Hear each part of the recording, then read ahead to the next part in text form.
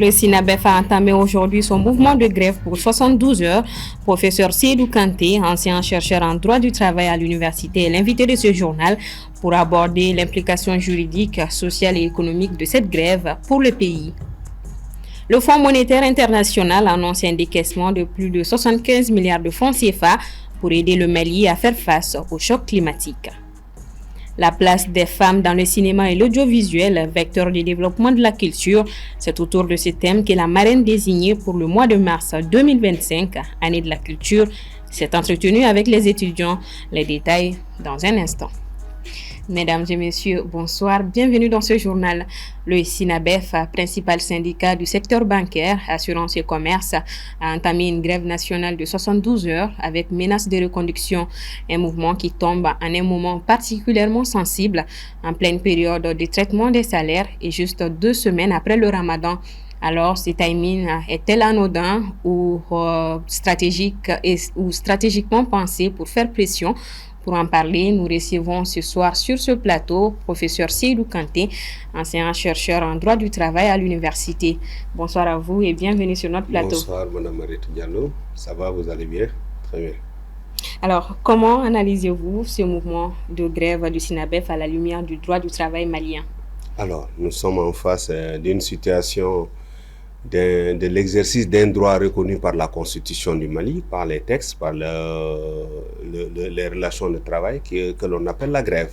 La grève est reconnue tant dans le secteur public que privé, qui est un droit de revendication accordé aux travailleurs dans le cadre de leur fonction. Mais souvent, quand vous interrogez les textes, le Code du travail, la jurisprudence, on fait tout pour atténuer son aspect nocif.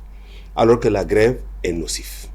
Elle est nocive, elle a pour objectif de nuire aux relations de travail.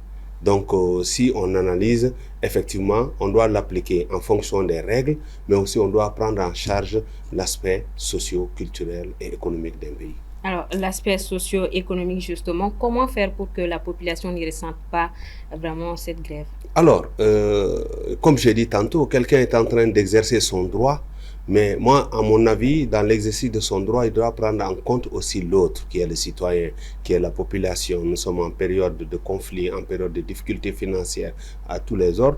Pour nous, les salariés, nous sommes à l'attente des salaires. S'il faut déclencher une grève, est-ce que c'est le cas? Alors que la grève exige certaines conditions. Quelles sont ces conditions? Il faut le cadre d'exercice. Il ne faut pas que ça nuise au bon fonctionnement. D'abord, comme on est dans le secteur privé, des relations de travail et de l'entreprise, mais là, ça va au-delà de l'entreprise et ça se prolonge sur la population, sur le plan social, sur le plan culturel. Aujourd'hui, nous avons des inquiétudes. Est-ce que deux questions vont se poser rapidement? Est-ce que l'exercice de ce droit prend en compte l'intérêt du Mali, des Maliens et de la situation du Mali? Est-ce que aussi c'est une raison? Est-ce qu'il ne faut pas aussi y aller pour défendre l'intérêt moral des militants, des syndicats? Et quelle est votre réponse à ces questions? Moi, à mon avis, la situation où on est, j'ai même publié un livre qui va sortir tout sous peu. La grève, c'est le dernier recours à éviter, surtout pour le cas malien. Alors, le SINABEF a annoncé l'échec des négociations avec le gouvernement. Est-ce que le gouvernement ne pouvait pas faire mieux pour éviter cette situation? Bon, il faut couper la poire en deux. Est-ce que c'est le mot d'ordre, ce que nous avons entendu dans la presse, les revendications, est-ce que c'est le gouvernement? Est-ce que c'est une situation de justice? Est-ce que le gouvernement peut contraindre les juges à aller dans le sens de l'apaisement? Dans la mesure où nous sommes dans le principe de la séparation des pouvoirs, l'exécutif, le législatif et le judiciaire. Si ils sont en grève, c'est leur droit. Maintenant, l'autre aspect, c'est deux secteurs sensibles qui sont principalement concernés. D'abord, l'aspect social. Nous souffrons, nous avons besoin d'argent, c'est la période des salaires, c'est la période du dernier trimestre pour les scolarités et c'est l'approche des fêtes de Tabaski. Est-ce que cet aspect qui est géré par où? Par les banques. Qui dit les banques? L'argent. Nous avons mis notre argent dans les banques pour le sécuriser et c'est même une obligation parce que tout ce qui est rémunération est versé là-bas. L'autre aspect, c'est aussi le SINABEF qui a le droit de grève. Donc, ça devient un problème un peu compliqué entre les trois parties. Et est-ce que l'État a les clés pour couper la poire en deux? Oui et non. Oui, pourquoi rapidement l'État doit essayer de mettre encore, accentuer les dialogues, discuter. Mais est-ce que aussi l'on peut contraindre la justice? Parce que nous décrions l'indépendance de la justice. Donc, l'État est un appareil puissant. L'État a les moyens de faire face à n'importe quelle situation. C'est son pouvoir souverain. C'est une prérogative qui lui est dévolue. Donc, l'État peut le régler, peut-être en rappelant les parties, mais que chacun essaie de remettre sur la table ce qui est négociable et ce qui n'est pas négociable, dans l'intérêt du Mali, je dis bien, dans l'intérêt des Maliens et en face de la situation du Mali actuellement. Alors, au-delà du SYNABEF, on observe des mouvements de grève, que ce soit dans le secteur de l'éducation supérieure, l'éducation catholique et même la santé. Quelle analyse faites-vous du climat social global au Mali en tant que juriste?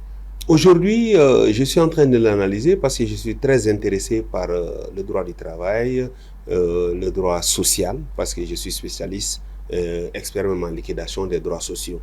Donc, quand on analyse la situation, c'est un message qui commence à venir, qui est lié à la situation du pays. Oui, nous accompagnons la situation. Oui, nous savions ce qui se passe, mais à côté, on commence à souffrir.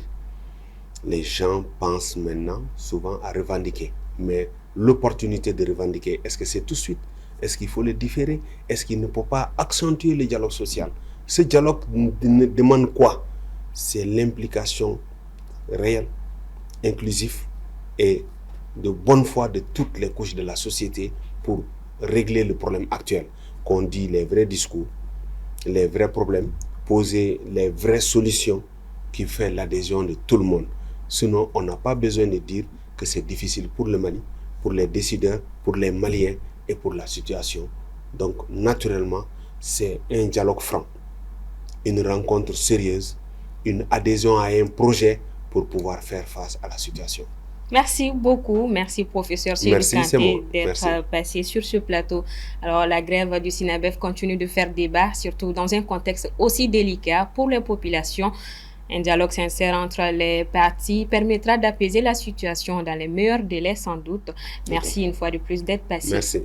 Ce journal se poursuit et le Fonds monétaire international a annoncé hier mercredi le versement de 129 millions de dollars, soit près de 75 milliards de francs CFA, de fonds d'urgence en aide au Mali face aux dégâts causés par les dernières inondations. Assetoumani Coulibaly. De septembre à octobre 2024, on recensait au moins 75 morts et plus de 250 000 sinistrés victimes des inondations. On déplorait d'importants dommages liés aux infrastructures avec des maisons détruites, des dégâts matériels. Autant de défis qui viennent s'ajouter aux pressions préexistantes du fait des conditions de sécurité et de l'insécurité alimentaire largement répandues, pesant d'autant plus sur la croissance, a rappelé le Fonds monétaire international dans son communiqué. C'est pour aider le Mali à se relever de cet épisode que le Fonds monétaire international s'apprête à verser 129 millions de dollars de fonds d'urgence, soit 74,446 milliards de francs CFA. Ce programme d'aide devrait notamment s'étendre sur 11 mois. Le financement d'urgence au titre de la facilité de crédit rapide aidera à répondre aux besoins urgents de financement de la balance des paiements engendrés par les inondations. Ce choc exogène a causé des dommages considérables aux infrastructures publiques et détruit les moyens de subsistance, exacerbant l'insécurité alimentaire déjà élevée et les déplacements internes, a déclaré Kenji Okamura, directeur général adjoint du FMI, dans le communiqué. Selon l'institution financière, la majorité des défis auxquels est confrontée l'économie malienne devraient perdurer cette année et les récentes annonces de réduction des dépenses d'aide au développement dans les économies avancées risquent de créer une pression supplémentaire sur le Mali. En bref, litre d'essence a connu une baisse dans certaines localités à Gao. 4 citernes d'essence en provenance du Niger ont été escortées par les FAMA jusque dans la ville. La station-service Tilemsi numéro 2 à Gao, qui reste la seule à être approvisionnée jusqu'à preuve du contraire, vend le litre de l'essence à 850 francs CFA, tarif fixé par la Direction régionale du commerce et de la concurrence selon une source. Cela intervient après que les populations aient assisté à des semaines où le litre était vendu à 2000 francs CFA. L'essence est vendue directement à la pompe et la vente dans les bidons ou des barriques est formellement interdite. Cette mesure vise à éviter d'éventuelles hausses par les revendeurs. Retour à Bamako, 2025, année de la culture. Après l'université de Kabbalah, la marraine du mois de mars, Fatoumata Coulibaly, dite FC, était ce jeudi face aux étudiants de la faculté de droit public. Les discussions ont porté sur la place des femmes dans le cinéma et l'audiovisuel, vecteur de développement de la culture. Djeneba Samaki. Cette conférence, initiée dans le cadre du projet Culture Mali 2025, rentre dans les activités de l'année de la culture décrétée par les autorités de la transition. C'est pour mettre en avant les grands acteurs de la culture, les mettre en contact avec le public juvénile et le public scolaire par rapport à l'expérience. Cette initiative, je pense qu'elle est la bienvenue au sein de la faculté de droit public. Ça vient à point nommé, c'est pour renforcer les données en matière de la culture, tant nationale qu'internationale. Développement de la culture, place et rôle de la femme dans le cinéma et l'audiovisuel étaient les thèmes choisis et largement développés par la marraine du mois, Fatoumata Coulibaly d'IFC, à travers son expérience personnelle. Parce que j'ai vécu dedans, je continue à vivre dedans. J'ai dit aux jeunes de se battre, de s'aimer soi-même, d'aimer son ethnie, d'aimer son pays. Donc, de travailler, de se former et pour pouvoir développer sa culture. Dans le monde du cinéma et de l'audiovisuel, la femme a le même rôle que les hommes. Mais leur inclusion est parfois parsemée de défis qu'elles parviennent à surmonter avec détermination et engagement. Ce qu'on apporte, c'est cette facilité à véhiculer les émotions. On est plus émotive, on a cette facilité-là de passer les messages plus en douce que les hommes. La place de la femme est dans la cuisine. Cette affirmation revient souvent dans les débats et soutenue par un nombre incalculable d'hommes. Mais les femmes peuvent seulement cuisiner, mais aussi faire ce qu'elles veulent faire. Si je pose une femme, ma femme n'aura pas de difficulté à faire ce qu'elle veut faire. Et par exemple, si elle veut faire du théâtre, il n'y a pas de problème. L'exemple qu'elle vient de donner, moi personnellement, je veux et j'aimerais me battre pour que je devienne un jour une personne qu'on peut connaître dans toute la société. Je rêve tout le temps de ça. Cette initiative a pour objectif de replacer la culture au cœur des priorités nationales. Ce 17 avril, le Niger et le Nigeria ont décidé de relancer leur coopération après plusieurs mois de tensions diplomatiques. Objectif, renforcer les relations bilatérales entre pays voisins. Assetoumani Coulibaly.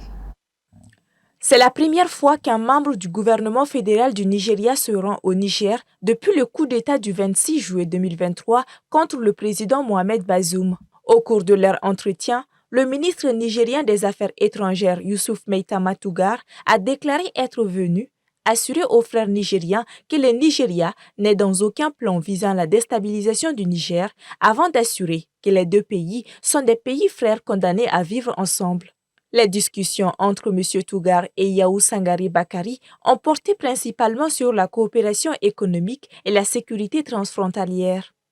Pour l'histoire, les relations entre le Niger et le Nigeria se sont fortement dégradées quand le Nigeria, assurant la présidence de la CEDEAO, avait appliqué les sanctions de l'organisation sous-régionale en fermant ses frontières terrestres et aériennes, en suspendant la fourniture d'électricité ainsi qu'en soutenant ouvertement la menace de l'intervention militaire contre les nouvelles autorités militaires du Niger. Aujourd'hui, ce sont tous ces événements qui deviennent désormais le passé pour les deux pays, avec cette visite qui marque la reprise des relations après plusieurs mois de bruit diplomatique. À noter que le déplacement du ministre Tougar intervient quelques jours après le nouvel appel du Nigeria exigeant la libération de Mohamed Bazoum, l'ancien président nigérien retenu par les militaires au pouvoir depuis son renversement en 2023. Désigné le 11 avril dernier nouveau médiateur de l'Union africaine dans le conflit en RDC, le président togolais a effectué sa première visite sur le terrain à Kinshasa ce 16 avril. Connu pour son expérience en matière de médiation régionale, Faure Gnassingbé hérite d'un dossier épineux. Le récit avec Soumaïla Fani. Dans un contexte de tensions persistantes dans l'est de la République démocratique du Congo, la visite du président togolais Faure Gnassingbé à Kinshasa suscite autant d'espoir que d'interrogations. Reçu en tête-à-tête par le président congolais Félix Tshisekedi ce mercredi 16 avril 2025, le nouveau médiateur de l'Union africaine a entamé sa mission sous le signe de la discrétion, refusant toute déclaration à la presse à l'issue des 2 heures d'entretien. Désigné le 11 avril dernier nouveau médiateur de l'Union africaine dans ces conflits en RDC, Faure Gnassingbé a succédé au président angolais João Lourenço qui a renoncé le mois dernier à ce rôle qu'il occupait depuis 2022 après plusieurs vaines tentatives diplomatiques pour mettre fin aux hostilités dans la région. Les efforts de cette médiation angolaise ont échoué, mais des représentants du M23 et de la RDC ont tenu des pourparlers sous l'égide du Qatar fin mars à Doha. Et les présidents rwandais et congolais se sont également rencontrés à Doha. Dans cette zone stratégique et riche en ressources minérales, une guerre oppose depuis plusieurs années l'armée congolaise aux groupes armés M23, soutenus par le Rwanda et qui a notamment conquis ces derniers mois les 2 grandes villes de Goma et Bukavu à la faveur d'une offensive éclair. La nomination de Faure Gnassingbé comme nouveau médiateur n'est pas le fruit du hasard. Elle résulte de consultations préalables minutieuses et d'une approbation formelle par l'Assemblée des chefs d'État et de gouvernement de l'Union africaine. Connu pour son expérience en matière de médiation régionale, le président togolais hérite d'un dossier épineux. Mettre fin au soutien au Rwanda présumé à la rébellion du M23, tout en coordonnant les efforts des facilitateurs du processus de paix fusionné. Le défi est de taille pour ce nouveau médiateur, dont sa stratégie reste encore à déchiffrer. Fin de ce 1945. Merci de votre constante fidélité. Le programme continue sur la télé qui vous allume.